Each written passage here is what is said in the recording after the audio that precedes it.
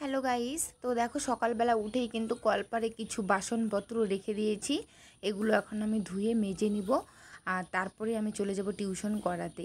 তো তারপরে আমি টিউশন করাতে চলে গিয়েছিলাম, বাড়ি চলে এসেছি। এসে এই যে দেখো বন্ধু আর সুমিকে জল খাওয়াচ্ছি। তো এই খালি জল খাচ্ছেই না, তাই জন্য একটু করে আটা দিচ্ছি আর ওই লোভে লোভে খাচ্ছে। না হলে কি করে, সব জল মুখ ডুবিয়ে ফেলে দেয়।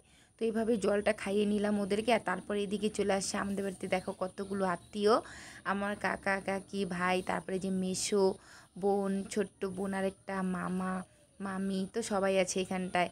তো সবাই মিলে কিন্তু প্রচুর মজা করছে। তো চা বানিয়ে দিলাম, চা খাচ্ছে সবাই মিলে এখানটায়।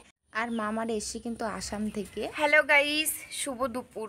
তো আজকে দুপুর হয়নি এখনও, কিন্তু হয়ে যাবে। তো এই টাইমটাতে এত পরিমাণ গরম পড়েছে, কি বলবো, দেখো কি অবস্থা। বারে বারে হাত মুখ ধুয়ে নিচ্ছি, তারপরেও থাকা যাচ্ছে না। তো তোমাদের এখানে গরম কেমন আমাকে অবশ্যই কমেন্ট করে জানিও। আর আমাদের এখানে প্রচুর গরম। আর চারপাশে হচ্ছে আমাদের এখানটায় ভুট্টা ক্ষেত, আর ক্ষেতগুলোর অবস্থা দেখে নাও। সম্পূর্ণ ক্ষেতের গাছের আগালগুলো কেটে দিয়েছে, আর ক্ষেতগুলোর মধ্যে দেখো ভুট্টা গাছগুলোর মধ্যে ভুট্টাগুলো হেলিয়ে হেলিয়ে ঝুলিয়ে রেখেছে। তো এগুলো শুকাতে দিয়েছে। আর এত পরিমাণে রোদ উঠেছে, এই রোদটাই কিন্তু আমাদের দরকার। তো যাই হোক, কৃষিকাজ করলে এই রোদ্রে পুড়ে করতে হয়, কিচ্ছু করার নেই। তো খুবই অসুবিধা হচ্ছে, এত পরিমাণে গরম। আর একটু পরে পরে মুখটা ধুয়ে নিচ্ছিলাম, কারণ হচ্ছে থাকা যাচ্ছিল না তাই। তো তোমাদের ওখানে কেমন গরম আমাকে অবশ্যই কিন্তু কমেন্ট করবে, ভুলবে না কিন্তু কমেন্ট করতে।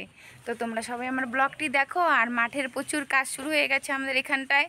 তো মাঠের কাজ করতে আজকেও যাব, কদিন থেকে করছি। তো তোমাদেরকে আমি আজকের ব্লগে সেটা দেখাবো। তো তোমরা সবাই দেখো, তাহলেই বুঝতে পারবে যে মাঠে কি কি কাজ করতে হয় আমাদের ভুট্টা খেতে।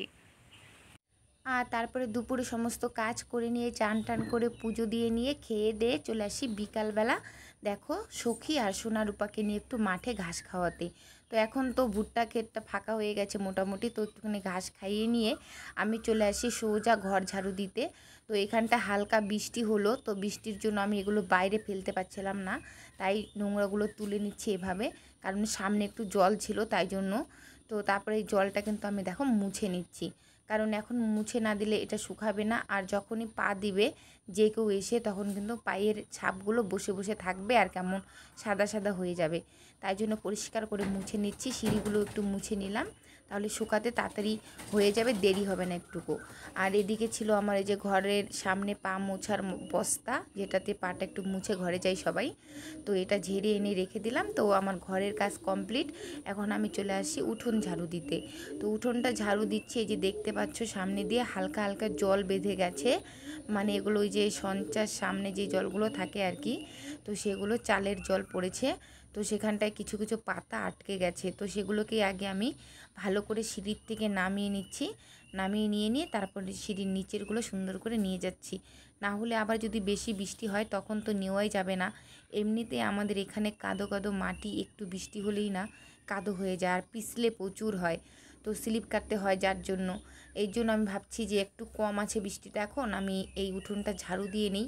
পাতাগুলো নিয়ে গেলে তখন কি হবে, বৃষ্টিটা আসলেও তখন আর এতটা খাটনি হবে না। এখন যদি না ঝাড়ু দিই, পরে ঝাড়ু দিলে কিন্তু খাটনি হবে। আর এর মধ্যে আমার হাতটাও কেটে গেল, হাতের মধ্যে একটা ঝাড়ুর কাঠি লেগেছিল, তো একটু রক্ত বেরিয়ে যাচ্ছিলো। তো যাই হোক, তারপরে আমি ঝাড়ুটা তাও দিয়ে নিলাম তাড়াতাড়ি করে। আর ওই দিকে দেখো আমার সোনারূপা ভুট্টা গাছের পাতা ছিঁড়ে এনেছে, ওগুলো খাচ্ছিল। তো এখানে তারপরে দেখো কত পরিমাণে বৃষ্টি হলো আবার একটু পরেই। আর এই বৃষ্টির জলে আমার কবিতরগুলো দেখো চান করছে, কেউ কেউ খেলা করছে। তো আমার ভিডিওটা এতটুকুই। সবাই ভালো থেকো, সুস্থ থেকো। তোমাদের সঙ্গে দেখা হচ্ছে আবার পরের ভিডিওতে।